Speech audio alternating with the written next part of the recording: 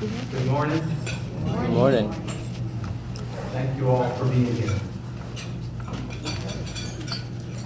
In a way, it's not in a way, in a very real way. It's what I've always wanted, is just to be here, to be present. It's like the greatest gift in the world is not only to have a life, but to live the life consciously. So, I'm here in large part because my life got started by my dad and my mom, who were both here. And then I've been loved and loved back into life over and over again. And many of you who are here today are the very people who love me back into life. It's like resuscitation. Love is. It really is. Love has revived me more than once. So I just got to thank you, each of you, for reviving me, for resuscitating me when I was out of breath, out of presence, out of touch, disconnected. Just your presence, your listening, your love has resuscitated me, has brought me back to life.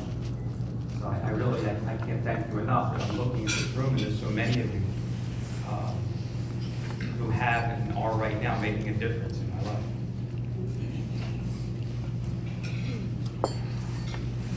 There's a story that can be found in many cultures. It's an ancient story of a flood. And in this story, rains are coming, the waters are rising, and it seems like most people aren't paying attention. Most people seem to just not be paying attention as the floodwaters are rising around them. But in the story, there's a few people who are listening. They're getting some inner direction, some guidance. And the direction they get is build an ark. And so they do. And some other people think what they're doing is insignificant or doesn't make sense. But they persevere in their task. They build an ark. Is it okay where I'm standing with my back to some of you there? You still doing okay? You matter too.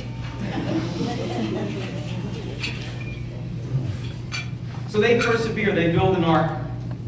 And what happens is many lives are lost, but they save their lives. They invite other people on the ark. Other lives are saved. In fact, creatures and all of creation is saved by this building of an ark. And I'm thinking of this as a metaphor for heart to heart. That what we do in correctional facilities and also more and more in communities, we build arks that save lives and that restore relationships. We build heart-to-heart communities in places where people are deeply hungry for community, for connection, for hope, for learning, for growth, for healing. We build arks, and I think these heart-to-heart communities are arks that save lives. So what are the storms that we're experiencing today? I'll name 3 of them. I think many of us are facing the storm of addiction, if not in our own lives, in people we love and someone we know. We're facing culturally, globally, I'd say, the storm of domination. And a culture that tends to dominate as a way of relating, or maybe of anti-relating, leads to, there's many faces of domination. It leads to racism. It's expressed in sexism. It's expressed in militarism. And it's expressed in mass incarceration.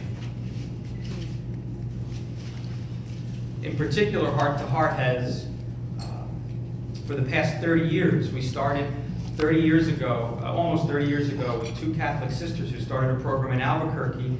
And 10 years ago, when I moved back to where I grew up in the Delaware Valley, I brought this Comienzos program with us. And so what we've been facing for 30 years is this growing phenomenon that has now been called mass incarceration. It's gotten to the point where 1 in every 100 adults who's an American is in a jail or prison right now. 1 in every 100 of us is locked up. And it's faced, if you're a person of color, if you're Hispanic, 1 in every 36 Hispanic men are currently right now in a jail or prison. If you're an African American man between the ages of 20 and 34, 1 in every 9 of you is in a jail or prison right now. So this storm is swallowing up our people. And some people are looking the other way or not quite getting it. But those of us who see that this is a storm, this is a flood, know we have to do something about this. There's a third storm I want to name that feels very much connected to addiction and domination. And that third storm I call a storm of isolation and despair. So maybe we could just show 2 slides. Here's our heart. That's a symbol for heart to heart. And that's just a symbol naming the 3 storms.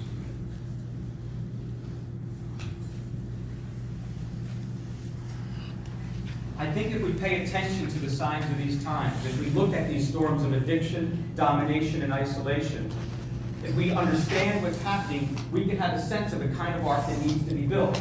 If we know what we're up against, we know what we need, how we need to respond. It's like a good sports team. You want to scout your opponent. You want to know what you're getting into. So you want to know what you're facing. And I believe in Heart to Heart, we are building an ark that's directly responsible for these 3 storms of the flood we are causing. We are building a container with materials that are exactly needed to survive a flood and to continue life. So what are these skills? What are these building materials that we're using? It starts with bells that just tell you you're on the right track. It just tells you you're on the right track. Keep going. What did they say in another movie? What was it? It's an angel. Another angel gets into heaven. That was an old one. So I'm silly that way. My wife tells me I'm always seeing signs. I'm always thinking, oh, that's a sign I'm on the right track. Or that's a sign I'm on the wrong track. I want to pay attention to the signs. So what do the storms have in common? I'd say this. All of these 3 storms are expressions of pain. Addiction, domination, and isolation are expressions of pain, and they're strategies that we humans are choosing to deal with, or rather, to not deal with pain. They're attempts to avoid pain, I'd say, to mute pain, to not feel pain, or to project pain onto another. Perhaps consciously, perhaps often not consciously, but to push my pain off of me and let someone else carry it. That's often called a scapegoat. That metaphor of pushing your pain and your sin onto someone else or something else. So if we understand the nature of these storms, we can build an ark directly responsive. One of my teachers at Boston College, I always remember Dom Sebastian Moore. So I can't do his English accent, but he said these beautiful little quotes that just are with me 30 years later. And one of his quotes was, there's 2 kinds of suffering in the world. The first kind comes with being human. And the second kind is the kind you get when you try to avoid the first kind. So part of our task as humans is to recognize the difference and what kinds of suffering are just losses. Having a limited life, being creatures, knowing we're going to die. All of our loved ones will die. We'll be injured, our health fails. Things don't go our way. So much is out of our control. That's the first kind of suffering. The second kind of suffering happens when we try to avoid that first kind. So if we're conscious of that, then we can create an ark that's directly responsive. So what do? Out of our isolation, we build belonging. So what's some of the building materials we're using? Belonging is a key building material. We don't just do classes, we create communities. In response to domination, we build with mutuality.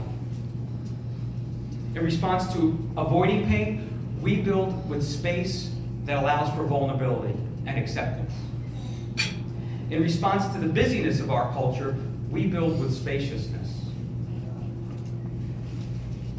Heart to Heart's building materials are connection, their compassion, their community, their learning, healing, and growth. That's what we build with. Directly responsive to the storms of our time. And how do we do it? What's this process of building it and allowing this ship to sail through sometimes rough waters? Well, like Michelle Reed said, 5 core skills we have found over 30 years. If we can just keep growing and learning together, not alone, but together in 5 core skills, our lives will thrive. All of us will thrive. And we've learned that men and women who are incarcerated, if they study at least 70 hours with us, their chances for keeping their freedom goes up by 3 times, just by developing in these 5 core skills. What are they again, Jeannie? Can you click the next slide? Here's a quote from Sebastian Moore, and then again. That's an example. This is one of our communities, a Yes to Life community that brings together returning citizens and community members in a 2-year learning process. Next. That's a picture from Bayside State Prison where one of our heart-to-heart communities is located. Here's our 5 core skills.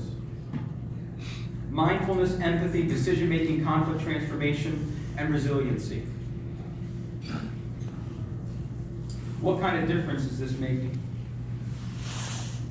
97% of people who have learned with Heart to Heart tell us that they are more mindful, they are more aware of their own needs after at least 15 hours of our training. We did research over a 5-year period in 3 different correctional facilities.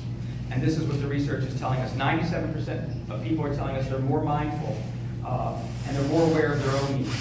98% are more able to offer empathy, are better skilled at offering empathy to others. 97%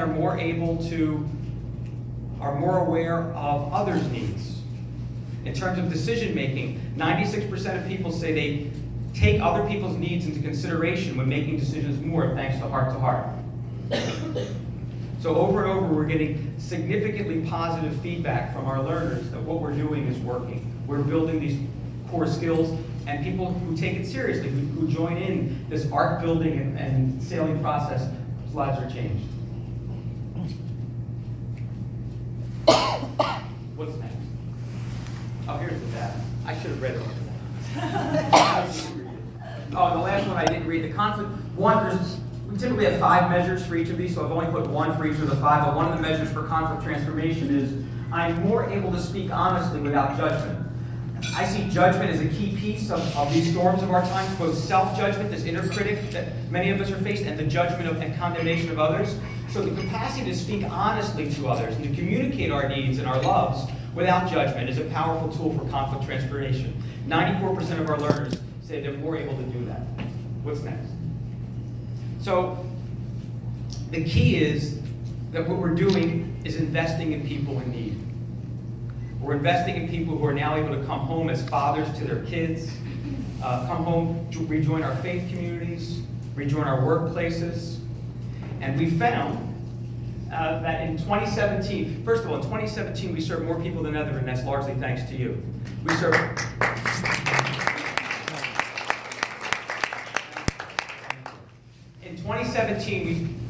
In 2016, we served 299 learners. In 2017, we served over 400 learners in and out of correctional facilities. So more than a 33% growth in 1 year. In 2017, 180 of our learners were in jails and prisons, and that was an investment of $90,000 to run programs at 4 sites in 2 states. It yields a minimum return of $776,000. That's if only 10% of our people get out and stay out of prison 1 year and cost the state $43,000 less for 1 year. So if that's only 1 year extra freedom gets spent, for just 10% of our learners, we save $763,000. So that's a return of investment over 800%. So that's why I'm investing in Heart to Heart, not just with my money, but with my life, because it's returning investment in lives. So one of the lives that's touched me is John Paul Gervala. I met John. You don't mind if I introduce you to him? Please? Oh, actually, I'm going to show the video. That's John right there, but he's not going to talk yet. I met John at Bayside State Prison, and I don't quite know how it happened, but we got NBC News into Bayside State Prison. They heard about our program, and then we got a filmmaker permission to go into Bayside State Prison. And they don't say yes to a lot to us. They really give us a lot of no's. No, you can't do that, you can't do that, you can't do that. But somehow, with NBC News and a filmmaker, they said yes. So we'll show you a video that includes just little pieces of our work inside Bayside and out. And let's go do that now. I'm great. Yeah.